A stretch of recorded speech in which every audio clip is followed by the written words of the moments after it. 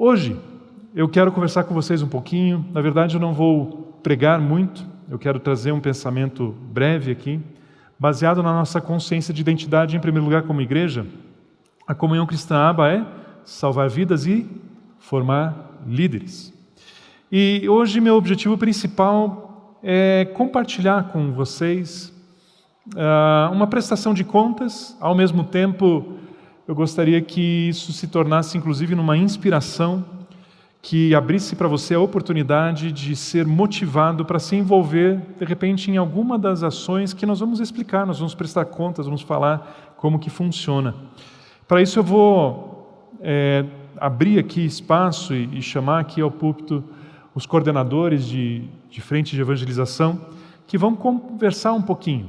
Sempre quando nós temos esses seminários, temos esses momentos, eu tenho tido o seguinte feedback da igreja. Pastor, a gente não sabia que a igreja tinha esse tipo de ação. A gente não conhecia essas atividades, a gente não tinha noção dessas propostas, desses projetos. E às vezes para a gente que está envolvido é tão claro, tão óbvio, porque a gente está lidando isso o dia inteiro, o tempo todo, mas às vezes não chega na igreja, às vezes não chega na sua vida tudo aquilo que a igreja tem feito, tem executado, e você nem sequer percebeu que tinha uma grande possibilidade, oportunidade de você se engajar e fazer diferença na vida de outras pessoas, transformar outras histórias. Mas antes de chamar esses amados aqui para conversar um pouquinho a respeito de quais são as frentes, como que elas funcionam, quando que elas funcionam, por que elas existem, quem que elas alcançam, quais são as estratégias que eles utilizam, eu quero ler um versículo, um texto bíblico, e extrair um princípio, extrair um valor para as nossas vidas. E esse versículo ele se encontra no livro de Coríntios, 2 Coríntios, capítulo 5, versículo 15. Isso, 2 Coríntios 5, 15. E esse texto diz assim: e ele aqui é Jesus morreu por todos, para que aqueles que vivem já não vivam mais para si mesmos, mas para aquele que por eles morreu e ressuscitou. Esse texto é muito rico. Nós poderíamos abordar diversos aspectos dessas palavras, disso que está descrito aqui. Mas eu queria trazer um enfoque bem específico. A palavra de Deus aqui, este versículo, ele está revelando o propósito que existe para a sua vida. O propósito que existe para a minha vida. Esse texto ele mostra o porquê, a razão. Não sei se você percebeu, mas no versículo existe a seguinte expressão: para quê? Ele morreu por todos, para quê? Percebe que então existe um propósito, existe um objetivo, existe uma razão, existe um porquê, existe um objetivo. E já que nós queremos então entender esse propósito para nós, ou eu quero entender esse propósito para mim, eu acho que você quer entender esse propósito para você, deixa eu sugerir de a gente ler esse texto, converter esse texto para a primeira pessoa. E diga, portanto, assim: Jesus morreu por mim, para que eu já não viva mais para mim mesmo, mas viva para Ele. Percebe que é exatamente isso que o texto está dizendo, mas coloca de novo, por gentileza, na tela. Quando nós olhamos, no primeiro momento ali, parece que ele está sendo muito amplo, está falando para todas as pessoas, e aqueles que vivem já não vivam mais para si mesmos, mas, peraí, vamos olhar pessoalmente, individualmente, que isso me impacta. Jesus morreu por mim. E Ele morreu por mim para quê? Eu vivo ou não? Você está vivo ou não? Então, para que eu já não viva para mim mesmo, mas eu viva para aquele que por eles morreu e ressuscitou, ou seja, eu viva para Jesus. Existe um propósito pelo qual Jesus se entregou. Ele morreu por mim, Ele morreu por você, para que nós passemos a viver para Ele. Passemos a viver para Ele. Mas como se vive para Jesus? Às vezes é bonito falar assim: eu vivo para Jesus. É para eu viver para Jesus. O propósito dele é para que eu viva para Ele. Que eu não viva mais para mim mesmo, mas para que eu viva para aquele que se entregou. Fica poético. Mas como é viver para Ele? O que significa isso? E na prática, como é que isso funciona? Na semana passada, nós tivemos uma reunião de coordenadores da evangelização. E aí, enquanto nós estávamos conversando a respeito das ações realizadas, a respeito de alguns testemunhos que foram compartilhados, eu me dei conta de quão privilegiado eu sou, né? Tenho o privilégio de ser pastor responsável pela evangelização, portanto, coordenar essas equipes e estar junto com esses amados irmãos. Eu me dei conta de quão privilegiado eu sou por ter uma equipe tão especial quanto essa. Por quê? Por quê?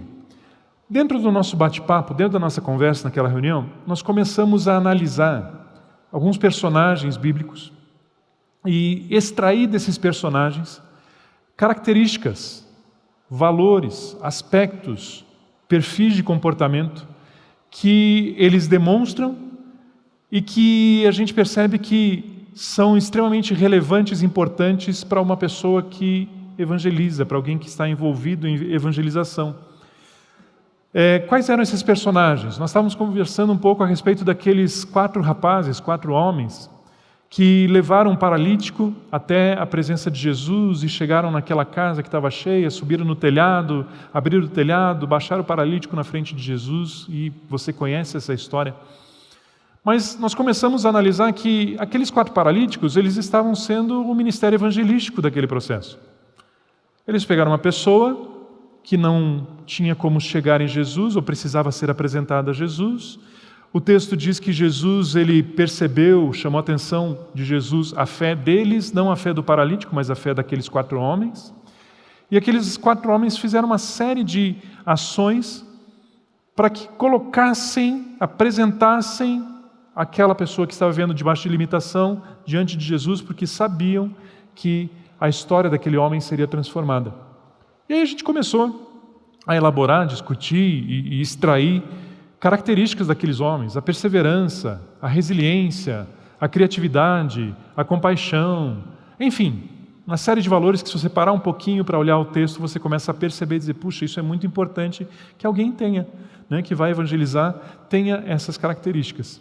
Mas de repente a gente se deparou com uma, e essa me chamou um pouquinho mais atenção, olhando, vendo esses meus amados, vendo essa equipe. Qual característica? O altruísmo. O altruísmo. O que é altruísmo? Altruísmo é eu realizar algo, desenvolver uma ação, um trabalho, 100% em benefício de outra pessoa, em nada benefício meu.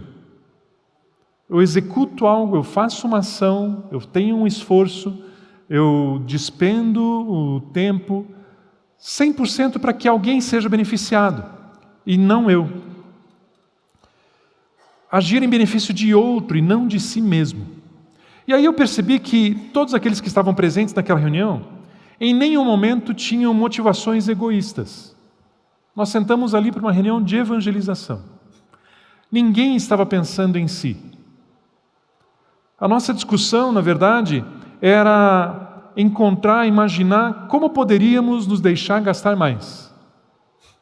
Como que a gente poderia fazer as ações evangelísticas, os projetos que estávamos realizando, de uma forma ainda mais excelente, que a gente pudesse se entregar mais, que a gente pudesse colocar mais investimento, fazer mais esforços. Como que a gente poderia ter estratégias que dessem mais trabalho para a gente? Como que a gente poderia fazer para que esses esforços, mesmo que fosse necessário serem multiplicados, eles tivessem mais resultado de salvar vidas, de transformar as outras pessoas?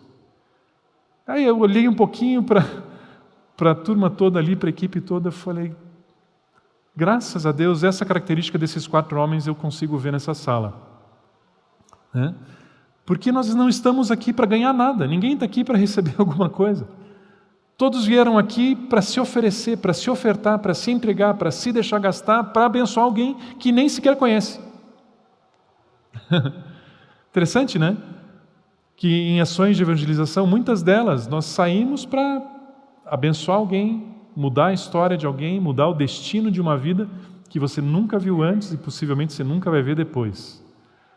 Mas que por ter sido usado por Deus para mudar aquele destino, a tua vida faz todo sentido. Né? Nós somos salvos não para simplesmente curtir a vida de filhos mimados que têm tudo o que Deus tem, mas sim para fazermos uso de tudo aquilo que recebemos do Pai para salvar os outros. Acho que essa frase vale a pena anotar.